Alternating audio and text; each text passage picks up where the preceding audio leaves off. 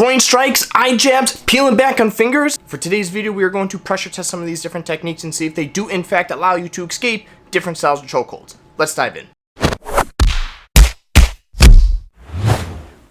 One of the biggest things that I always see with choke defenses as a whole, and we're going to test this out, is peeling the fingers. And it's one of two ways. Either you're peeling the thumbs or you're peeling the fingers across. And we're going to demonstrate this and why it's probably not the best idea. And we're just going to do it from a standard two-hand choke from the front. So when you're putting the choke around you, the two ways, again, that I see people always explain this is you're either reaching in here, you're pulling apart the thumbs, which yes, if I get a grip on the thumb and I put pressure on it, and I put a lot of pressure on it, I'm going to get them to go down.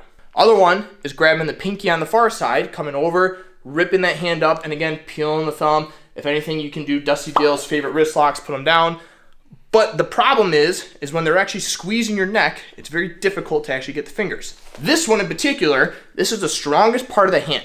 So if he's really squeezing, don't let me get out. If he's really squeezing and I try and pull this,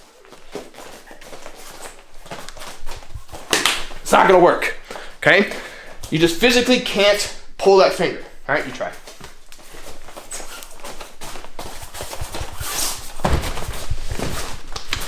Okay, it doesn't work. It's the strongest part. Now, the other one obviously is the thumb. Now, the difference with the thumb is when they're squeezing really tight, I can't get my fingers in. Yes, if I can get it, it works. But go ahead, squeeze, squeeze, squeeze, squeeze, squeeze. I just can't get, can't get the thumb out. So if we do it on him, same idea. I start squeezing. If you can really get it, sure. But look how much effort that took. So in a real situation, yeah, feel that one. In a real situation, you want to be trying to pry fingers in any sort of choking situation. Now again, this is just from a two, and this is the easiest one to do it because the fingers are exposed. When you get to like rear naked chokes, wall chokes, all that stuff, that's the last thing you want to do. So if you're watching this video, do not think that pulling fingers is going to work in these situations. It's busted. Now just a reminder, if you are enjoying this video, please give it a thumbs up as it does help with the algorithm, which means it allows for more people to see this video, which in turn allows for the channel to grow a little bit more. So we appreciate the support. Let's get back to the video. The next one, and this one is typically obviously done from a rear naked choke. It's the idea that I can take this top hand, pull it over my head, put them in a fancy armbar and break their elbow, or even pull it over to the far side, completely break the grips, come up and go to town, okay? The only way that this one's going to work is if he manages to have his hand on the top of my head like this, where I can easily just grab and pull it down. And even still, I still have to worry about this hand, people, and if they know how to do a single rear naked, you're still in trouble, and if I start going to defend this one, there's nothing stopping from that hand going back. But if this person knows how to do a rear naked choke properly, and he locks it in and squeezes, go ahead. I'm not gonna be able to get this hand off the top. Okay. It's just not gonna work, especially again if they start tucking their head. Come on, both of us have to try this one. Yeah. So I get it in, we tuck. It doesn't work, okay?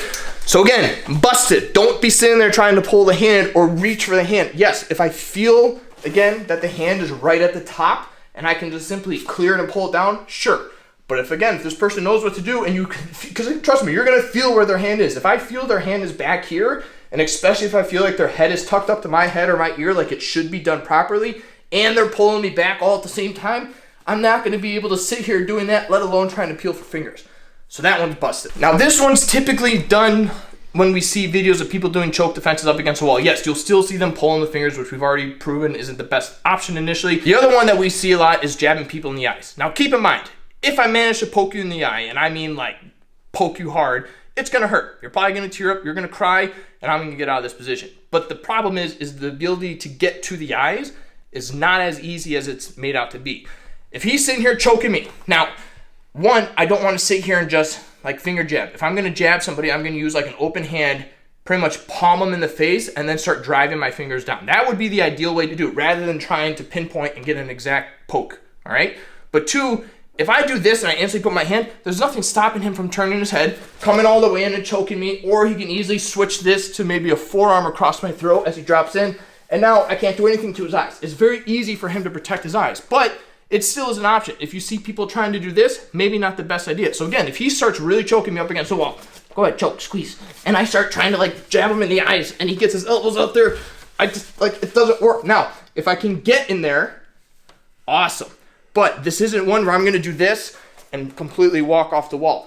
The whole point of using the eye is to take the pressure off. So if I manage to get any sort of grip or claw in the eye and I get the head back a little bit, know that the pressure is gonna come off because now he's feeling the pressure here, which means I'll immediately come in with elbows, with knees, and we're just gonna start doing damage. So the eyes do work, but not as easily as it's made out to be. It's one that you have to almost get this person to come into. So maybe I grab and I pull their head in, and now I can start sticking fingers in, or I can start clawing in, or if they get here and they tuck their head to the side, now I can start jabbing my fingers in. But again, I don't want to sit there fiddling around trying to find it. I'm going to hit the face. If the eye's right there, sure, dig your fingers in, get them to come back a little bit, and use that opportunity to start getting in extra strikes. So use the eye jabs as an opener to better strikes, to get to a better position, and just position yourself to where the pressure of the choke isn't as strong.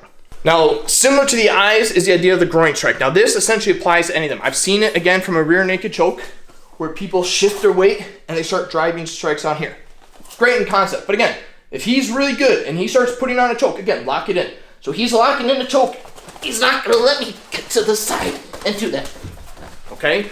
Because I'm still being choked. So you have to do other things in the process to get that distance. But the same thing goes from the front. Whether he's choking me out here or choking me up against the wall, it's not as easy. Like, yes, if I can hit the knee, or if I can get the knee to the groin or kick the groin, great.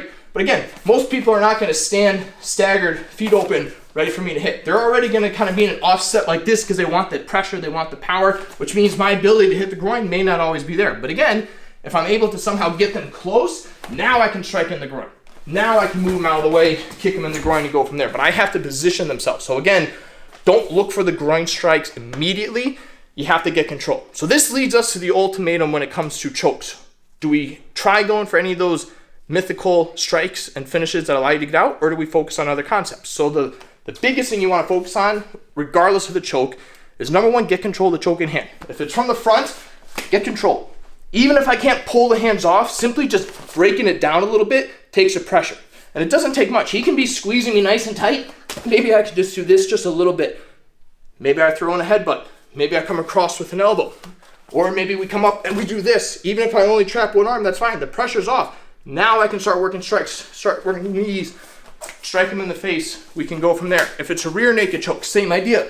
I want to pull down on this first. And as I start pulling down, I work my hips away. Or maybe I throw my head back. Maybe I work off to this side a little bit. Now I can strike in the groin. Now I can maybe get control here, strike a couple times, strike some knees, and we can work out from there. So don't necessarily believe that a lot of those techniques work to break the grips right away. They're great if they're available, but your first focus on any choke, wall, standing, rear naked, is to get control here. Get control of the choke in hand, because as you can see, it doesn't take much for us to tap out. So I have to get some sort of pressure, close them in, get control here to where I can just breathe. And as I can start breathing, now I can start working those finishers. Now I can start working eye jab, groin strikes, elbow strikes, kicks, takedowns, whatever. But until I can get control of the choke to begin with, nothing else matters. Control first, position second. The only other really big thing to really focus on when it comes to any sort of choke to begin with, especially if you don't react fast enough, if it takes you that second to start getting control with your hands, is shrug your shoulders. It goes a long way. Even a choke from this position, by simply shrugging my shoulders, it takes the pressure off a little bit. If he's really squeezing me, go ahead. You can hear it starts getting harder, but now I can actually talk a little bit better because I can breathe a little bit. It's still choking me, but it's not as much as when I let go. It just kind of cuts it off a little bit. But at the same time, if he's choking me really tight, I can use this to actually break that posture to begin with, and it breaks free from the choke. Same thing with like a rear naked choke. If I forget to react here right away, shrug those shoulders, get it off my neck a little bit, and then come back down in here. If we're up against the wall, same idea. If I forget what to do, shrug my shoulders and tuck my chin. This is a good starting position, and now I can work from there. So it's a good way just to initially, they're choking me, shrug those shoulders. Answer the phone. Whatever you need to do to protect your neck from them getting their hands in and make it a little bit more difficult for them to get their hands in, makes it easier to go from there. So at the end of the day, are these techniques bad? Not necessarily. They do work. Is it a bad approach to dealing with chokes? Yeah, that I would say so. I emphasize this over and over again. You have to get control. You have to respect the choke. Doesn't matter how the choke is applied to you. You must respect the choke, which means you have to get control of that choking arm. Eye strikes work, clapping the ears work, peeling off fingers work, but again, as you can see in this video, if you don't get control of that choking arm, you are going to be in a lot of trouble very quickly. People don't tend to realize just how quickly you can go to sleep from a simple chokehold, whether it's from the front, up against the wall, from behind. Chokes are extremely dangerous and can happen very quickly, again, especially if the person knows what they're doing.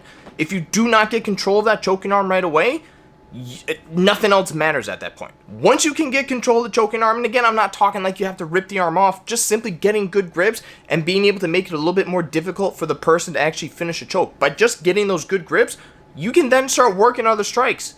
And I don't care how you strike or what you strike, but just start striking something at that point. Move to a better position. Start angling your hips. Start working off to the side. Start trying to get out the back door or something, just put yourself in a better position to where they physically can't choke you anymore. Start working on shrugging your shoulders and answering the phone and just making it, again, difficult for them to get their hands in to begin with, and you can essentially almost start hand fighting, which works in your favor because then you can break away the choke altogether. So don't count these techniques out. Just understand that there are steps prior to being able to do some of these movements. And yes, if an eye jab is available, sure, but again, if you don't have control, then the eye jab's not really going to matter. So first and foremost, focus on getting control.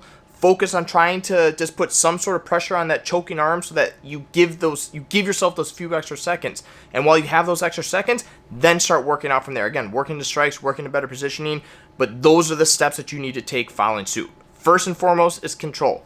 After that, whatever you're able to do to get out of that choke. Once again, if you did enjoy this video and you are enjoying the overall content that this channel provides, please consider giving us a thumbs up, as it does help with the algorithm, which in turn allows the channel to grow even more. If you have any myths or suggestions that you've heard about defending chokes, drop them down in the comments below so we can test them out for future videos. For the rest of it, you know what to do. Turn on your notifications, hit the subscribe button, and we'll see you next time. Stay safe.